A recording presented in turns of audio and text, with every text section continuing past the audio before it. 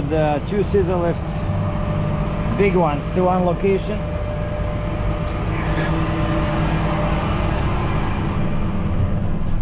So now we have to shut down high idle, suspension up, and turn off the PTO. And of course I lost the remote. Alright, it's here. Turn off the remote. There's like a red button. Anyway, I'm in southeast. Yeah, so I'm on the Freightliner. And the next task is to go back north and pick up a RT scissor lift. I like those, you know, that it's not very heavy, but it's like a monster machine, kind of like scissor lift, except it's bigger and has off-road tires, and it can go anywhere. People rent it to, you know, when they need to work on the ground, because these ones, they have slick tires, kind of like racing tires, so they're not good off pavement. Plus they have sensors in each tire. If there's like an uneven ground, they will shut down. RT, that's a very cool machine, you know? Yeah, I made a mistake. I thought I was picking up RT scissor lift. Instead I picked up this orange boom lift. Turns out the RT lift is what they had before, and they exchanged it for this. I'm guessing they're working, oh yeah, they're working on the, what, on the side wall or something? I don't know, but yeah, these guys had this thing sitting over there, and they have a skid steer and a big boom lift. Like that one is massive. And I'm right next to Caterpillar, so we can go and check if we can see any cool machines. Well, I see a couple of excavators, and I see is that a rock truck? No, I think it's a scraper. Yeah, I think it's a scraper. So this boom lift weighs over 10,000 pounds. So I used 4 separate chains, 4 binders, and 1 chain with 1 binder on the bucket or basket. Yeah, you see this?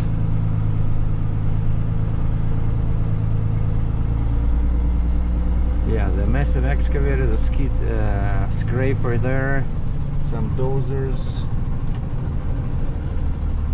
Nice. Oh, and a rock truck. I see a rock truck.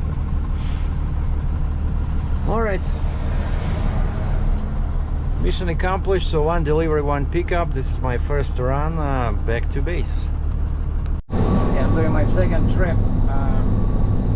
That machine in the back, that's a floor stripper. The one that you ride on. And I'm going far, pretty far, with like 40 clicks to southwest Calgary, to some kind of a sports complex. I guess they're stripping the floor. And also I picked up a couple of specialized blades. I didn't even know they existed, but these blades can also cut carpet, like at the same time. They cut carpet and they strip the floor onto the carpet, you know? Pretty cool. Yeah, it's all in that box in there. That's what the customer gets. They get a blade holder, whatever blades they ordered, and charging cable, and a wrench. Yeah, because this thing comes with a transport assembly, like 2 wheels in the front, and then when they use the machine for stripping the floor, they just take that thing off. It's just 1 pin, and then they attach the blade holder with the blade. And so when you sit on top of the machine, actually you kind of like the blade is in the front, you know, that's what the machine sits on. And the weather's getting crazy. There was a 40% chance of snow today, to my surprise, and we started the day at -3. What is it, like 28 F, and now it's already +3, and it feels actually very warm. As you can see, the sky is blue, the sun is shining, and birds are singing. So I think we're all ready for the real nice weather and spring, you know. Oh, and on the way back, so I have one delivery, one pickup. So I'm dropping off this stripper, and on the way back I'm picking up one of my favorite machines, a skid steer. I have a few favorites, but skid steer definitely is one of them because I worked on them and they're like a little wheel loader. And the one I'm picking up, it's a wheeled skid steer, like medium size, and probably a couple of buckets. I'll have to check the paperwork. Yeah, mountains look gorgeous today.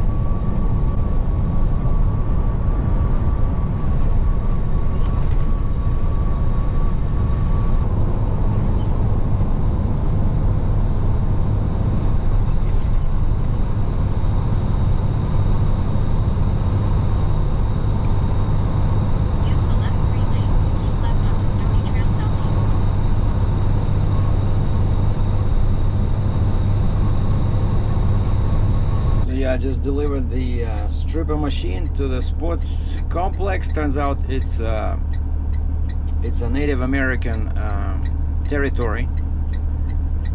It's called Tsuut'ina, I think that's how you say it, Tsuut'ina Nation. And it's interesting that all signs are dubbed like under the sign. Let's say it's a stop, and then under the sign I see some, looks like the native language. Like, why would you want to translate the word stop, you know? But like double, stay in the left 2 lanes. So all the signs, they have translation. And there's a special police station. Oh, and $49.9 is gas, and $45.9 is diesel here, which is a huge difference from the other day, because today is the first day when carbon tax is supposed to be lifted. But in our area in Northeast, I see nothing changed. Gas is still $58.9, diesel is $65, but here it's way cheaper. Maybe because it's Native American land, or maybe because these guys had time to change it, so I don't know. Well, I'm having a break and I'm reading some news here. So I was right. That low price on gas that I saw at the Tsuut'ina Nation gas station, that was not, that had nothing to do with the Tsuut'ina Nation. It did happen, as the story by CTV News says, gas prices tumble in Calgary overnight as consumer carbon tax removed. And it was removed at midnight.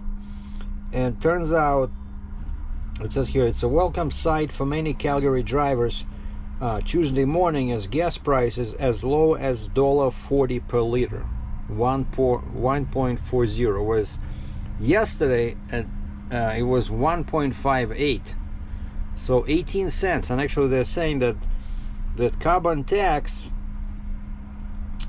the changes are due to the removal of the nearly 18-cent per liter federal consumer carbon tax, which kicked in at midnight. And I still remember the day when this happened in reverse, when Trudeau introduced this. This was like 5-7 years ago, and overnight prices just jumped up by about like 20-25 cents, you know, on diesel, on gas. I was so, you know, angry because, you know, I was buying a lot of diesel fuel, and it was a, you know, let's say 20 cents difference per liter, and my tanks in liters were, I think I could, like 500 liters, you know. It's like big difference.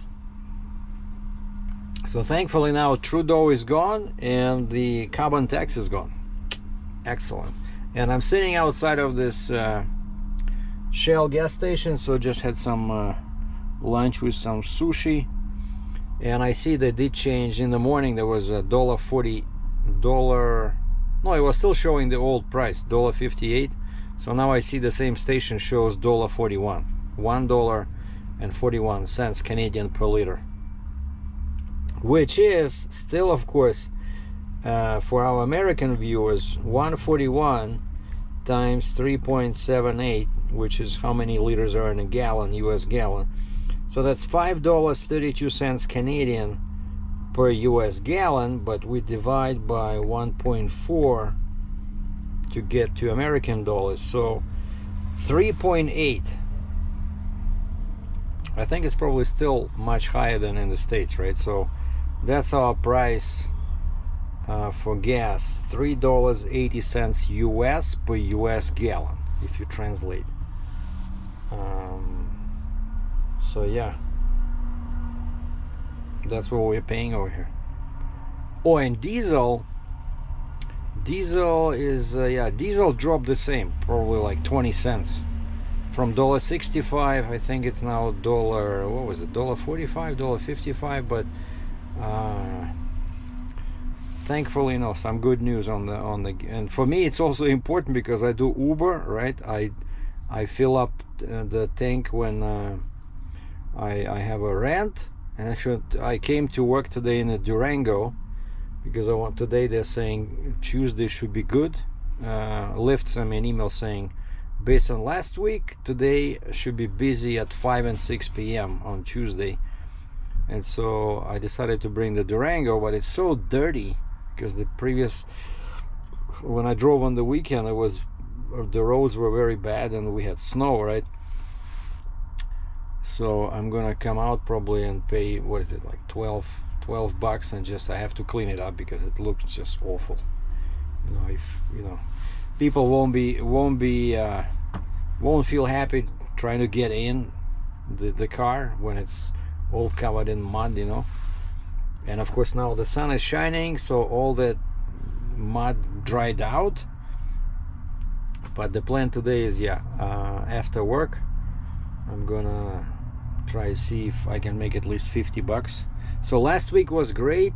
Finally, for the first time since the beginning of the year, I did 400 bucks last week, most of them on the weekend. Like, I think I did something on Monday, like 5 bucks, then maybe then something on Wednesday, but most money came on Saturday and Sunday, and some of that was also on Friday. So basically second half of the week. The first half of the week was a waste of time, but now it looks like things are picking up. And also check this out, a cool looking Ford Mustang with Ontario plates. See the blue letters, Ontario. You see a lot of Ontario drivers here because, just like me, right? I came with when I came here with the Dodge Charger, I had Ontario plates, and that's my view. Oh, look at this beautiful car.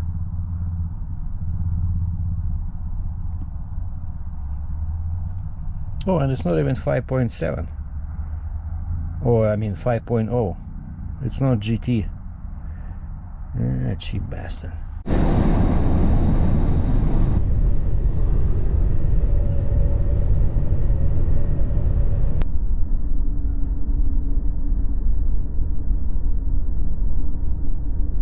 I'm doing my third run, so this is the one after lunch. So I unloaded that skid steer, dropped off the extra bucket in the pile, and of course I screwed up. I forgot that we have 2 rows of buckets, one for buckets with teeth and one for smooth buckets, and I think I dropped mine in the wrong row, and then I see the shop guy was moving those buckets around, but he didn't say anything. And the boss asked me to measure the rear of the bed to see if I put down the wheel lift, to see if we can reach 52 inches. He says there's a dock 52 inches high, and so I did that, and it went to 52, no problem. The wheels were still on the ground. So I went into to report, and dispatch says actually it's 54 inches. I said, okay, hold on, let me go see if I can squeeze out another couple of inches out of that wheel lift. Went back, pushed it a bit, you know, more into the ground, and the bed raised to like 54.5. So we're good. So if we're doing this delivery, let's say tomorrow, I'll be able to raise the end of the bed to 54 inches and unload safely onto the dock. And so now I'm on my way to the same location where I was first thing this morning. My first delivery, those 2 scissor lifts. So evidently they're already finished, and I'm just driving empty. All I have is the pickup 2 machines. And that's what we're doing next. And then usually after I come back, so yeah, it's gonna be almost 2 o'clock when I arrive at the loading place, and then probably 2:30 when I unload. So they might give me another run, or sometimes they might say, well, that's it. And today, again, I mentioned this, today is supposed to be busy for Uber and Lyft. So I'm really, I want to clean up I need to clean up my floor mats in the Durango, because they're dirty after the weekend gig with Uber. And maybe to clean up the outside of the car a little bit, and then I can go and stay out and possibly make like 50 bucks, maybe 100, we'll see. Well, this is my load, so 2 machines, one after another, bunch of chains. We are good to go. You guys recognize this t-shirt? Check this out. HHTV. Heavy haul TV. And on the back it says Sergei Drachev Heavy Haul. Those were the days. I know some guys are missing the content, but you know, life goes on. I think I did, you know, honestly, when I was young, when I was like 22 years old, I was changing jobs, I don't know, every 3-4 months. I just couldn't stay at one place, right? But then I did tracking. No, not even just jobs, but I was not changing just companies. I was changing, you know, fields, you know, careers. And I remember talking to one guy at a restaurant car when I was worked on the railroad. We talked about this, you know, like I said, I cannot get ahead, and he says, you jump too much, you know.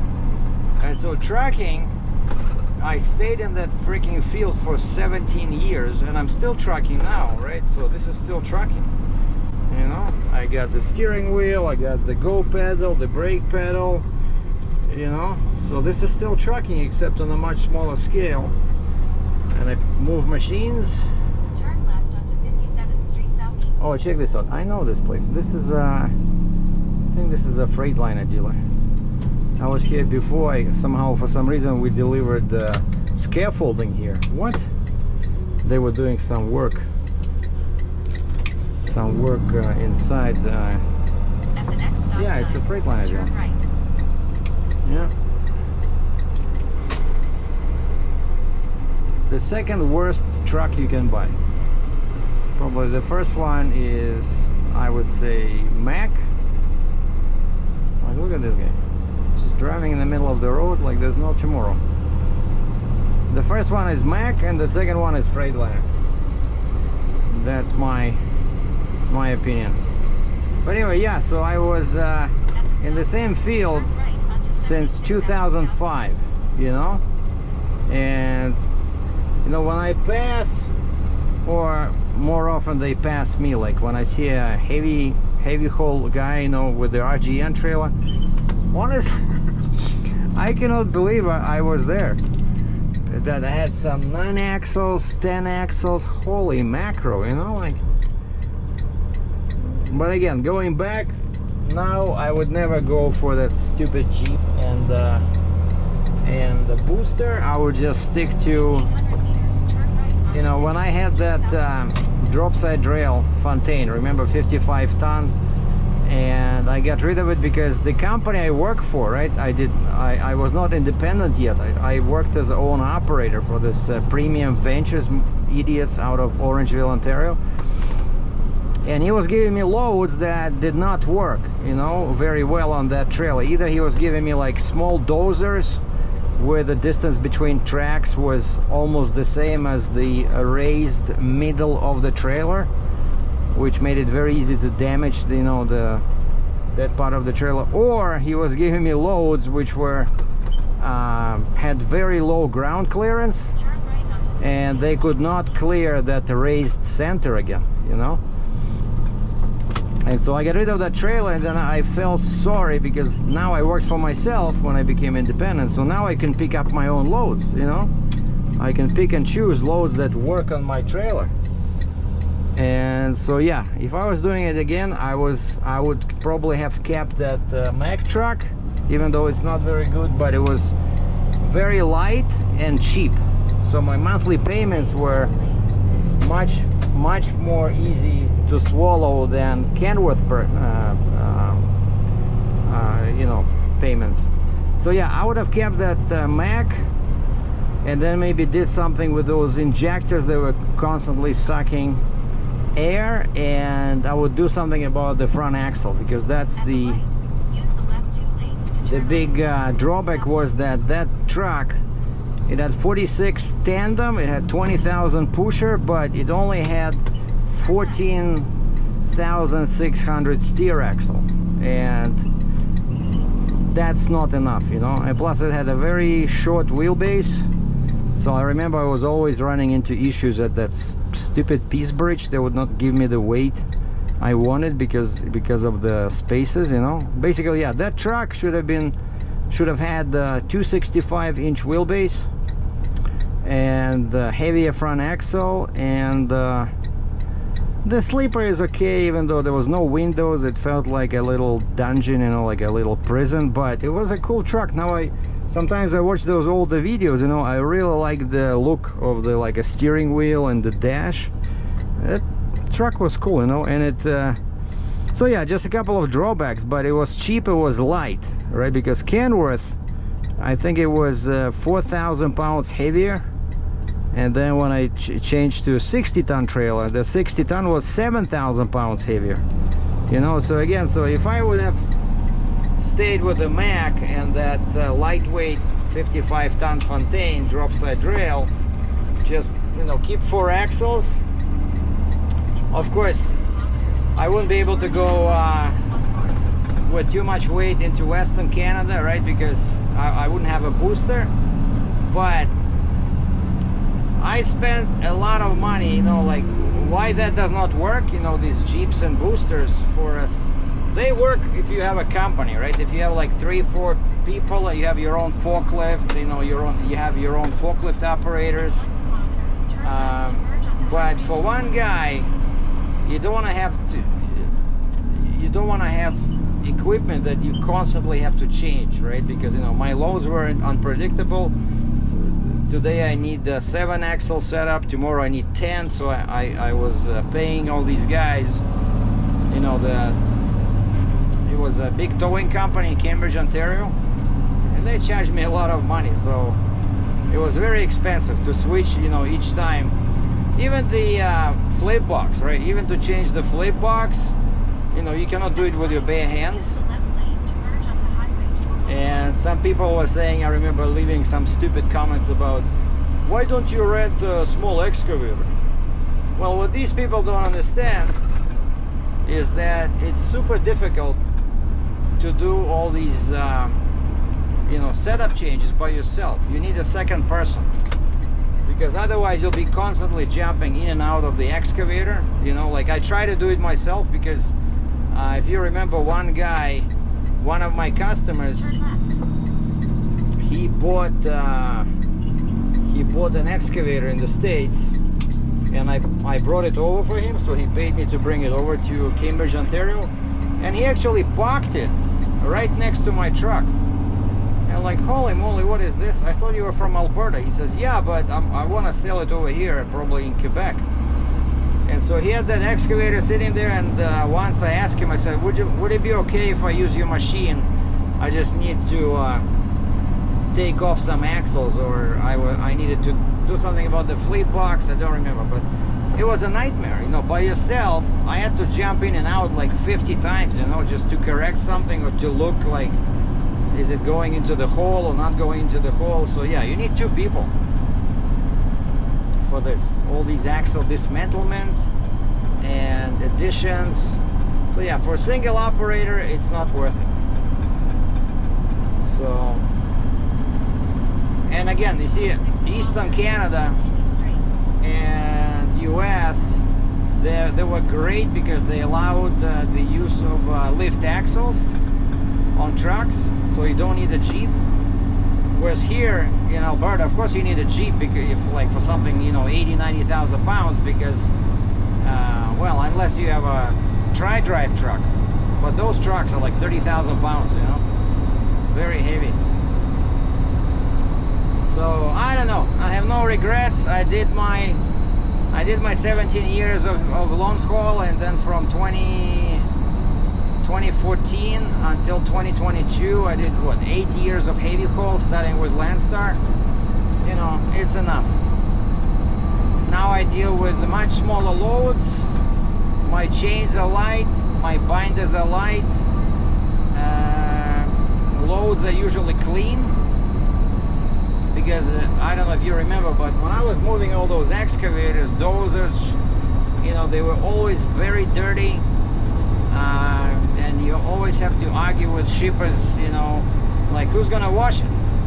Oh, it's okay, we shipped it like this before. No, it's not gonna be okay. Every freaking time I had to argue with them about washing the machine. You know, it was, and then of course all these cops, you know, all these freaking inspectors, you know, every scale is a trap, because they can always find something, you know. But lucky for me, yeah, I did the right thing. When I ordered that Kenworth, I got it with disc brakes, and that really pisses off inspectors, because the easiest bread and butter is to measure your air brakes, you know, stroke, and then give you a big fine, right? But still, like, if they're in the mood, you'll get a ticket for guaranteed 9 out of 10 for something, even if you have a newer truck. So yeah, sometimes I miss it, but when I remember all the stress, you know, especially those crazy payments, again, that's with the Kenworth and the expense of 60 tons. So truck, trailer, Jeep, booster, insurance, 10,000 a month Canadian. So no wonder I couldn't make any money, you know. Everything was going towards the bills, and then with a little bit of left, and I honestly made more money on YouTube, you know. But to make YouTube videos, I had to be trucking, right? And so that's why now my revenue on YouTube really dropped down, because you guys don't want to see me driving a Freightliner, which I just said is probably what, the second worst truck. No, but actually this one is okay. I'm telling you, this one, a small engine. I have no idea what the fuel economy is. I don't care, because I don't pay for fuel. You know, that's another benefit of being a company driver. Oh, by the way, good news at work. I just received an email from our accountant, and she says, Sergei, you've been with us for over a year. You're eligible for a pension, to participate in the pension fund. I'm like, wait, how does that work? Do I have to pay something, or like you guys are paying? And they said, no, you pay a small percentage and we match it. Oh wow, you know, so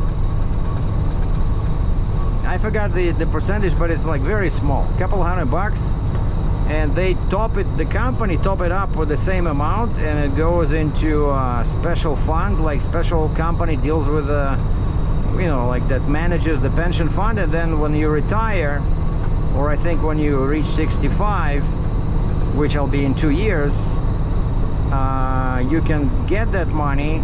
I think they start like monthly payments, you know, kind of like a small pension. So I thought, hey, if I can get like another, you know, 10-15 grand,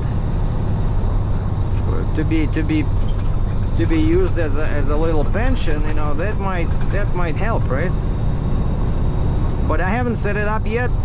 I'm still thinking, because January, February, March are super slow, both at work and with Uber and Lyft. I'm telling you, I was really struggling this from the beginning of the year. So now finally it's picking up. So like I mentioned last week, I did 400, of course, gross, and our gas went down by 18 cents because of the stupid carbon tax has been finally lifted. And now looks like the construction season is starting, so we're getting busier and busier, so I work longer hours at work. Oh, and my rate went up, right? My hourly rate is now higher than a year ago, so things are looking up. So I might as well go for that little pension thing, you know, just lose a few bucks off each paycheck, but then after a couple of years I'll be a millionaire. You never know. Not too many trucks today at Petropass.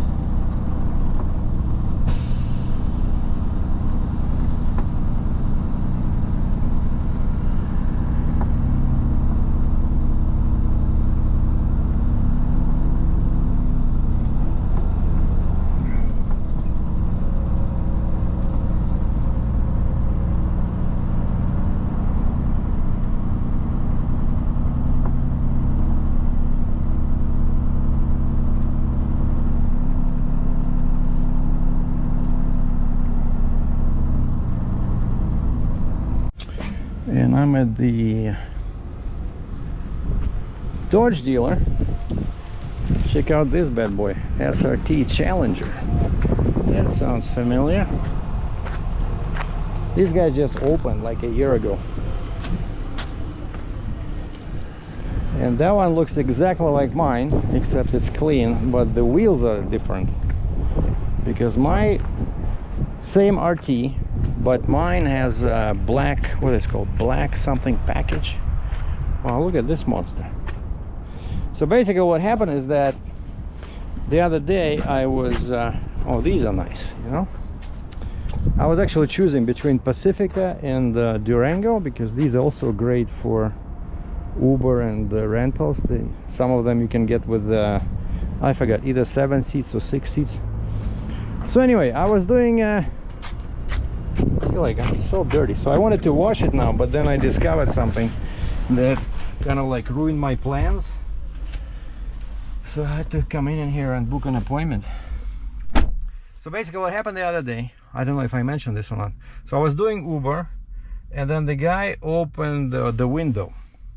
I thought maybe I had some body odor or something. I said, is it too hot? He says, a little bit. Okay, so I reduced the temperature.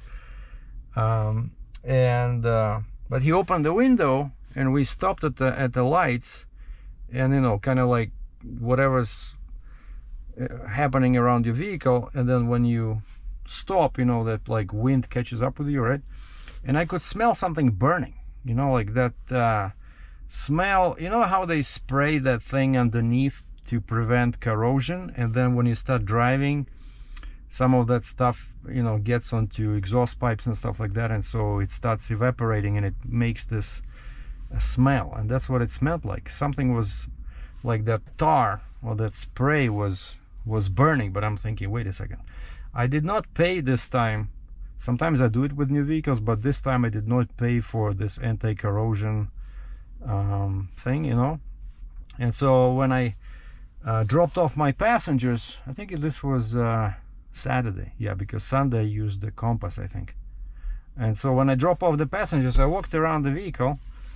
Maybe I thought I have a, you know, flat tire, because then the rubber can heat up, you know, and start, you know, create that smell. But it was like -3 outside, so below zero.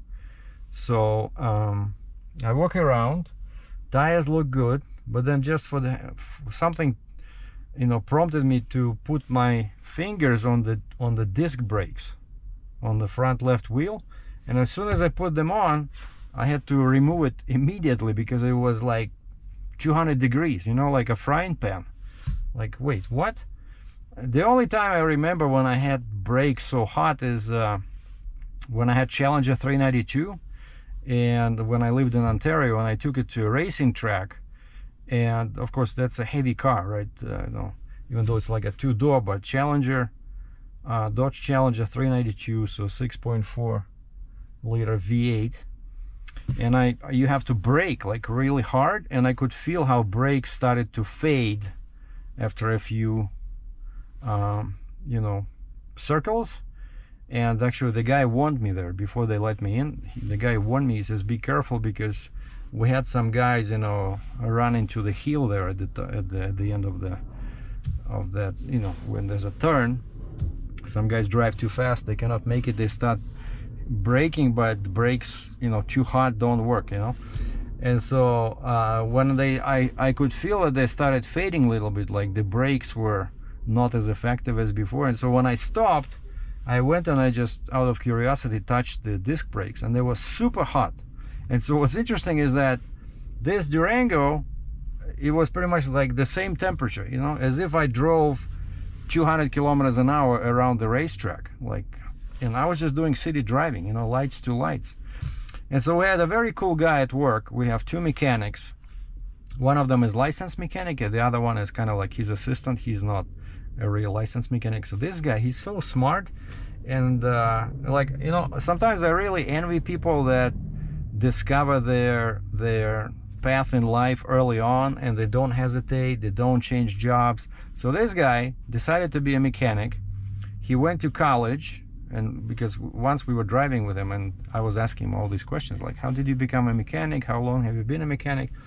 And he says he just went into this specialized college. They're super cheap, because, you know, he says for all trades the annual, it was like crazy low. I don't know, just unbelievable. It's kind of pretty much like nothing, you know. And then he did his apprenticeship. I think he went for like heavy duty mechanic, so he can fix, like, you know, machines, excavators, dozers, and then he worked somewhere, and then he did not like it, and he came, actually I think he worked at a garage, you know, like just fixing cars, and he was not too happy about that, and so somehow he ended up at the place where I work, at the rental company. So he takes care of all the machines, you know, scissor lifts, excavators, whatever, skid steers. And he always, because he's been doing it, I think he said like 9 or 10 years. He's a young guy, you know, but stays in the same field, no left, no right, you know, like not like me, where I changed so many careers. So this guy, like I said, I'm envious. Like, he chose his path. He just tried a couple of companies, then he ended up at this company. So anyway, long story short, when I clocked out today, so they let us go at like 3:30 or something, I wanted to wash the Durango and do Uber in it, but then I decided to stop by and ask this guy, the mechanic. I said, hey, here's the scenario, -3 outside, I'm doing city driving, just could you do me a favor and help me understand why would my brakes be so scorching hot that I cannot touch them, you know, city driving like 60 kilometers an hour, you know.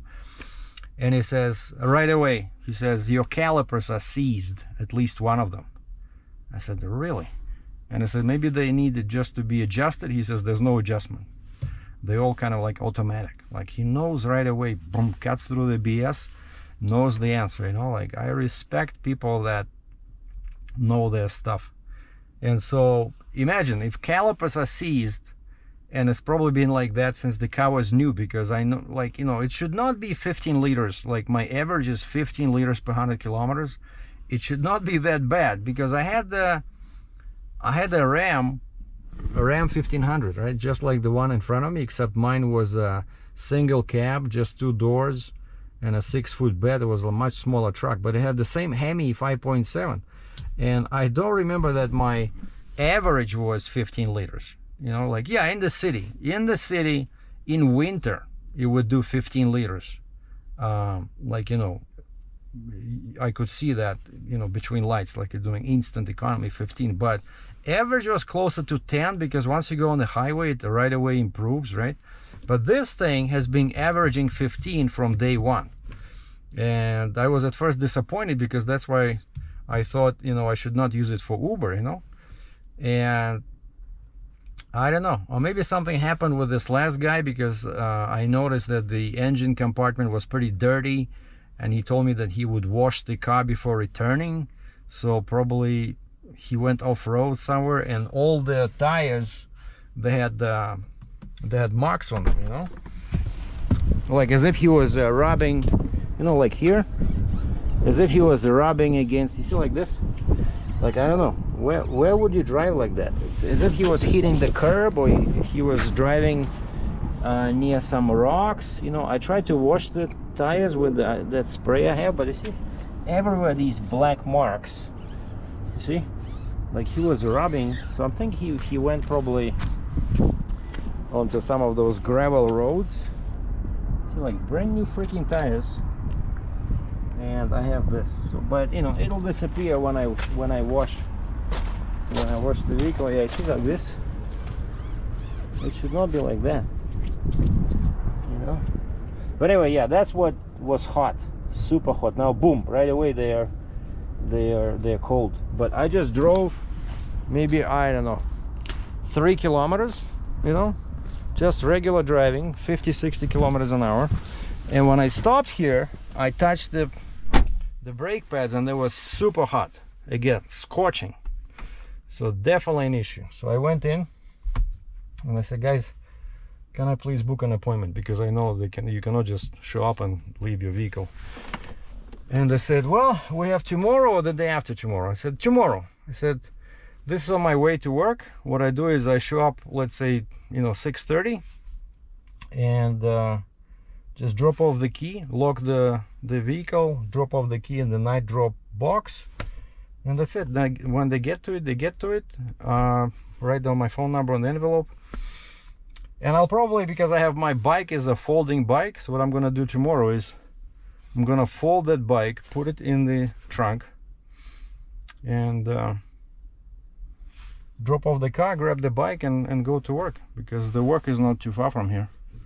So yeah, that's the unfortunate news.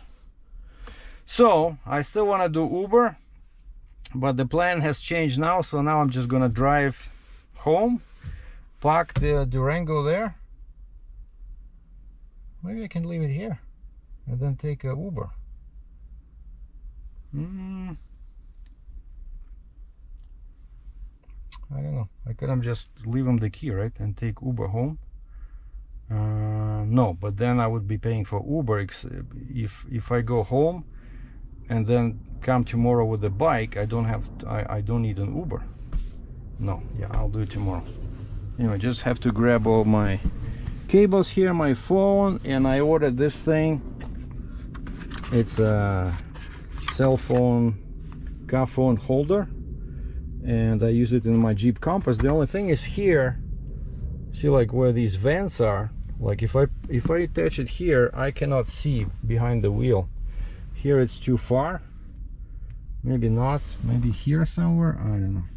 Like, this is not very good design here as far as, you know, these things go.